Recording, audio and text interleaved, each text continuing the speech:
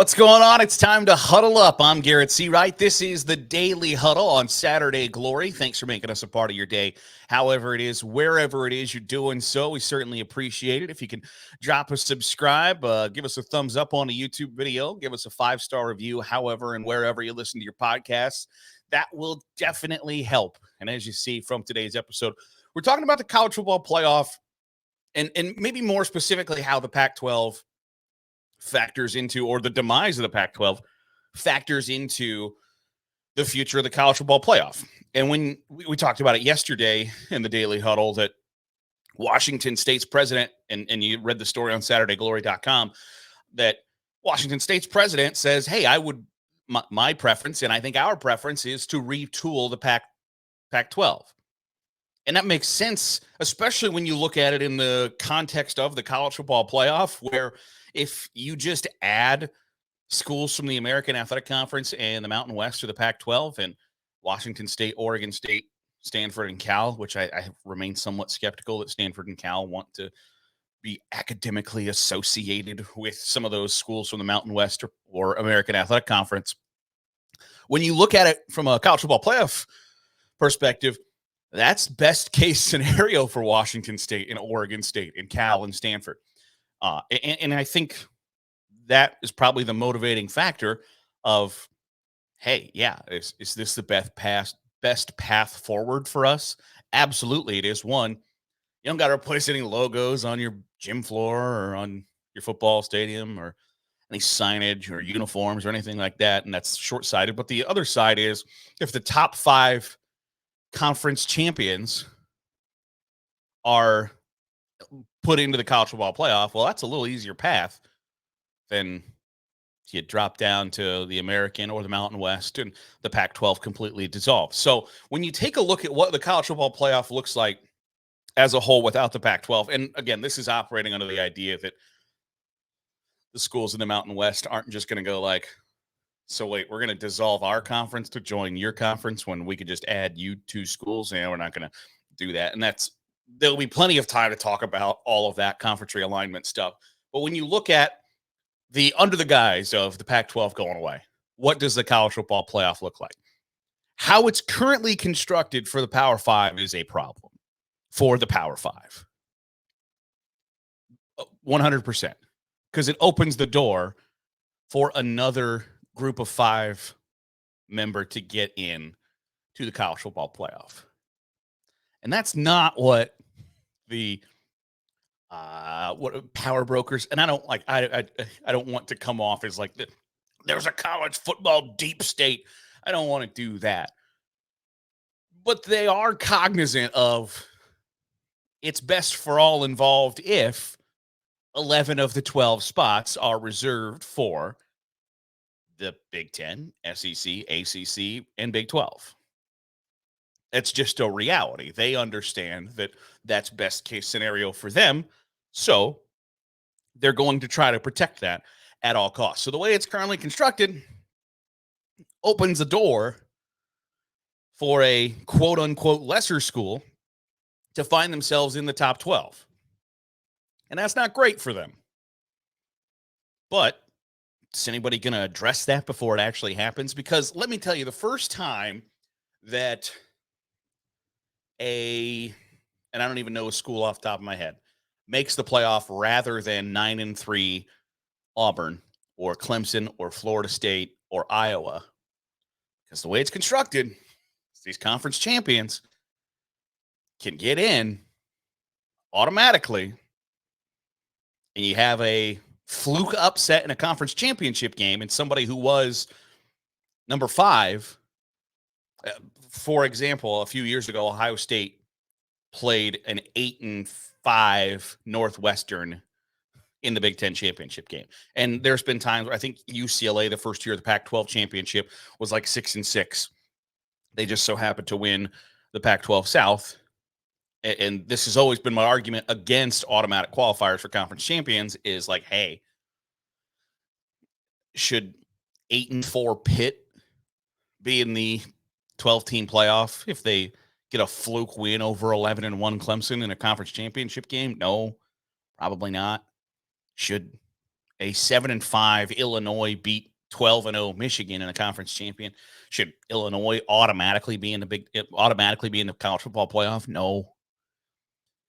Because for a sport that has always placed a super high value on the regular season, it's been slightly diminished. And I fought that argument for a while, but it's true to a point that the regular season has been slightly diminished by the college football playoff, where before every game was do or die and mattered immensely. And I still think it does, especially to a point in the 12 team playoff, because the argument has been, hey, every game used to matter, and now with a 14 playoff, it doesn't. It's going to get diluted even more with the 12 team playoff.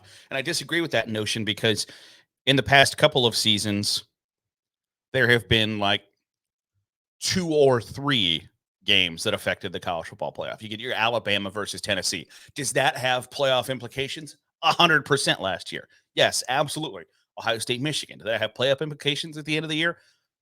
Eventually, it turned out that the answer to that question was no, not really. So there are a couple of games that have big playoff implications. With 12 teams, there are going to be more of those games, which makes that more exciting, which makes it much more fun to watch, which makes the stakes that much higher. So I'm fine with that. But back to the original, will anybody address the elephant in the room before it happens? And I don't know that they will, because things move at the speed of smell in college football.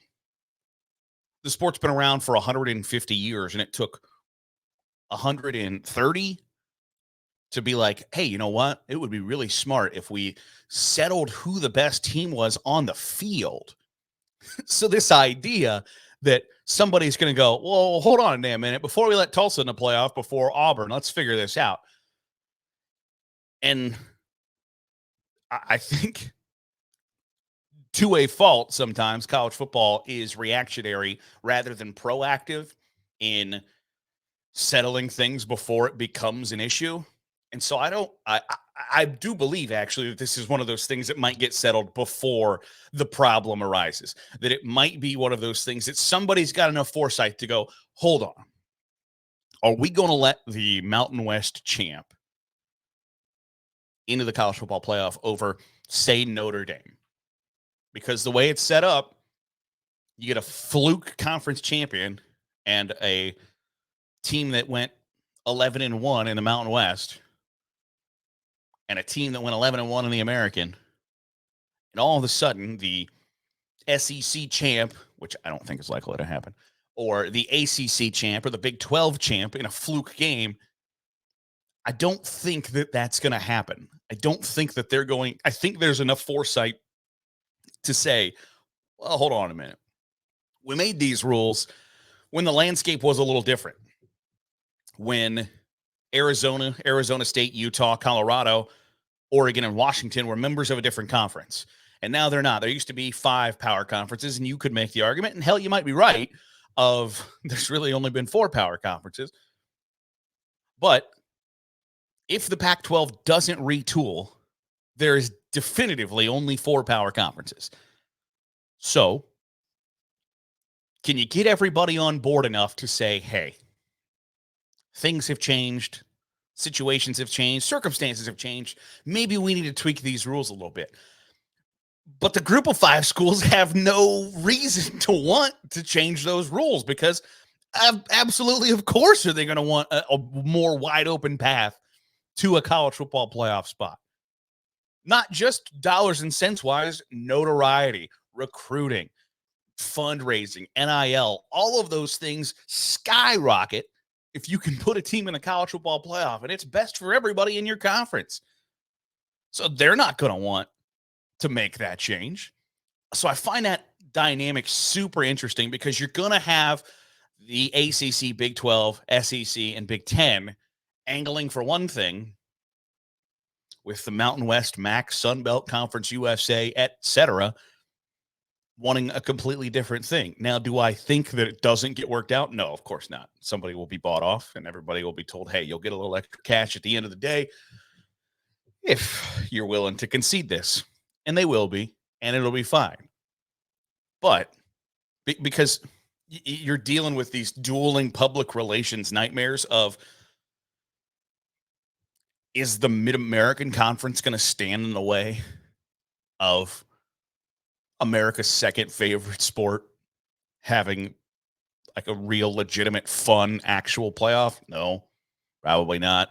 But at the same time, do those big four schools want to look like bullies on the block telling everybody, do they want to split up Division I football? Not especially. So I find that dynamic super interesting, and it'll be fun to watch that play out. I just think that it's going to actually be one of the first times where college football will go, before we get this issue that turns into a massive story and people are upset about it, and then we look reactionary by fixing it later on down the line. So and they'll look bad if they let it get to this point, because nobody will care to fix it until it's an issue, until a 10-2 school that is in the Power Five is left out because some fluke situation that both Boise State and SMU get into the college football playoff by some crazy happenstance. And then they'll look really bad reactionary going, we got to make sure this doesn't happen again. The top four conference champions, no matter who they are, get in, and then we'll let a fifth in and it'll be fine. Because right now, when you say, hey, we'll let the five highest rated conference champions in under the guise that there are these Power Five conferences, you go, okay, all right, we got this on lockdown. And if we don't, it's not a big deal. But if there are spots open now and there are extra doors open, it's not a great thing for the Power Five. And we could pretend that it's not just the Power Five Invitational in the college football playoff, but I'm not going to spit on your cupcake and tell you it's frosting. On the flip side, if not everybody agrees to it, what happens then? The Big Ten and SEC feel one way, and the ACC, Big 12, and the group of five schools feel the same way, and there's an impasse. What then? I know I've seen Clay Travis had put out earlier this week of, hey, there's a chance that the Big Ten and SEC break off and create their own 12-team playoff. I don't think that holds water. I don't think the average fan will end up viewing that as the national champion. And I think that's worse for college football than a split AP/coaches poll national championship. And I think we've been robbed of that too many times. And I think I think the average fan knows, like, hey, watching Nebraska versus Michigan in 1997 would have been badass. And we didn't get it for just because tradition and pride says we don't get it. And I don't think anybody wants to see that again. I don't think anybody wants to see a situation where there is a 13-0 Alabama and a 13-0 Clemson, and they don't play because the Big Ten and SEC took their ball home. I don't think we're going to get to that situation. I've seen the reasoning behind it. I just don't buy it. I don't buy that there is that much is hubris the word? There's that much hubris that the Big Ten and SEC will say, come on now, let's be realistic here. The national champion is going to come from one of our two conferences. So let's just go ahead and leave everybody else out. I don't think that happens. But when money becomes the only motivator for you, I don't think you can rule it out. But I think you have to question it a little bit of, like, is this a realistic possibility? Yes and no. I just don't see a scenario where that happens, where I think there's enough adults in the room and enough self-awareness to go, hey, hold on. This might not be in our best interest. This might not be great. So let's go ahead and pump the brakes a little bit, because I just don't see where you get so short-sighted that you can't see the benefit of the game as a whole. Because there are people, and I understand it to a point, that have become less college football focused because they don't like the direction of the game. And I understand that. They don't like the business side of it. They don't like the changes outside of what happens on Saturdays in the fall. And I get that. And I think you got to be somewhat cognizant of it, but it would be a gigantic thing if the Big Ten and SEC said, we're just going to come over here, we're going to create our own championship, and then everybody else is playing for their own little trophy. I don't think that's good for the game. I don't think it's good for the Big Ten. I don't think it's good for the SEC. It might only be good for Fox and ESPN.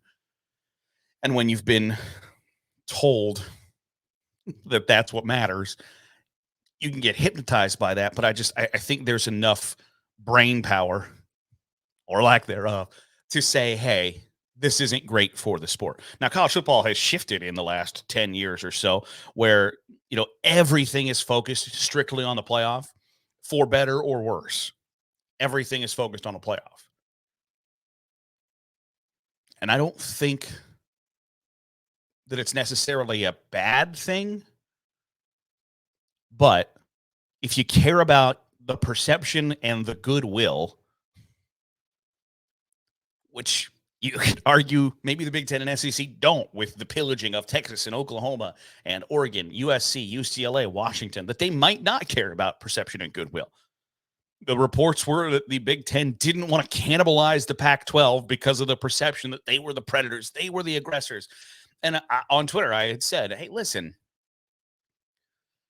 everybody knows you're the predator. Everybody knows you're the aggressor. College football is a business. It just took 130 years for everybody to figure that out. But if you're worried about the perception or the goodwill, you're going to easily be seen as the villain if you're the SEC and Big Ten and take your ball and say, hey, we're going to put that trophy over here, and that's going to be ours. And everybody else can do what they want to do. But we're going to have our own invitational at the end of the season, and we're going to put it together, and we're going to crown a champion. You're going to affect the sport in a negative way, and that will affect your bottom line years later. And I hope and maybe I'm just naive. Maybe I just think that there's enough brain power in those meetings for someone with enough cojones and enough gravitas to say, hey, I don't think this is a great idea, and here's why. And for that to sway a room here or there. I think that matters. And I think there's at least somebody smart enough to say, we've got to come to some agreement. And I think we've seen that ability when the playoff expansion was off because everybody's feelings were hurt that Texas and Oklahoma went to the SEC and they didn't tell anybody. Eventually, they got to a consensus and a decision. I imagine that it will be easier this time around. One, because the zombified corpse of the Pac-12 isn't in that room like the Big 12 was, where the Big 12 was the conference going like, wait a second, our two biggest brands are leaving, and I don't know what our path future is. So hell no, we're not going to agree to playoff expansion. You don't have to worry about the decaying corpse of the Pac-12 standing in the way. I don't think you're going to end up seeing another historic alliance, because that worked out really well, the old historic alliance between the ACC, Pac-12, and Big Ten. I don't think you're going to see one of those. I think, and I've angled for this, should there be just like a commissioner of college football? Yeah, because getting everybody to pull in the same direction is really difficult, and really difficult isn't fun. But I think there's enough brain power to go, okay, when you look at it this way, is it in the Big Ten's best interest to create a side playoff with the SEC? Is it in the SEC's best interest? I think on both levels, the answer is no.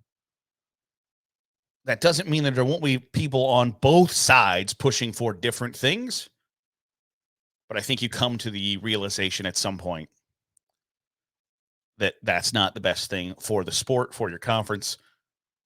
Might be the best thing for your TV partners, but it's not going to be the best thing for the sport overall. And for a sport that is growing incredibly more regionalized, that's going backwards. There's not a sport in America today that's like, you know what, I wish we were only really popular in the Southeast and the Midwest. Doesn't exist. Major League Baseball, NFL, NBA, NHL, no one is thinking like, man, you know what would be cool is if we're only good, if we're only really well liked in two areas of the country. So it's a step backwards for the sport. It's a step backwards for the game. And I think that there's somebody with enough foresight, wherewithal to say, hey, this isn't great. And we have to look out for the game as a whole rather than our own pocketbooks, our own bottom dollars, our own donations from boosters, facilities, etc. And maybe I'm naive in that. But I think the third part of the issue is the TV deal. And I think there's going to be a sobering reminder to these conferences that you're probably not going to get as much money for an expanded playoff as you thought. ESPN has the rights to the quarterfinals, semifinals, and finals. So they have, what is that, 7 of the games, 7 of the 11 games. So there will be a first round that are on campus stadiums that will conceivably go to a second network. Now, ESPN, Burke Magnus is their kind of head honcho, basically said, hey, we think that there should only be another network. It shouldn't be, okay. So ESPN has the quarters, semis, and finals, and then CBS, NBC, and Fox each have a first round game or whatever. Take that with a grain of salt. Of course, they only want one other network to work with. And I think that legitimately might be the best path forward TV deal wise is we're going to alternate who's got what. But as it sits right now, ESPN has the bulk of the college football playoff. So the second network is going to get the first round. Some of those first round games aren't going to be huge juggernauts. They're just not. Especially you can get a bad year where if you get a Cincinnati versus Boston College. Now, obviously, that's not a matchup that's likely to happen. But if you get you get a Vanderbilt versus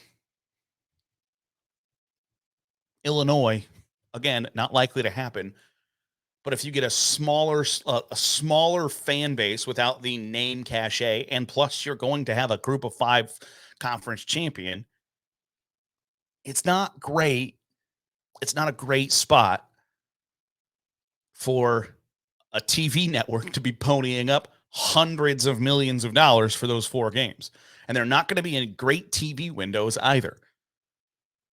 So I think when you look at all of those things combined, when you say, okay,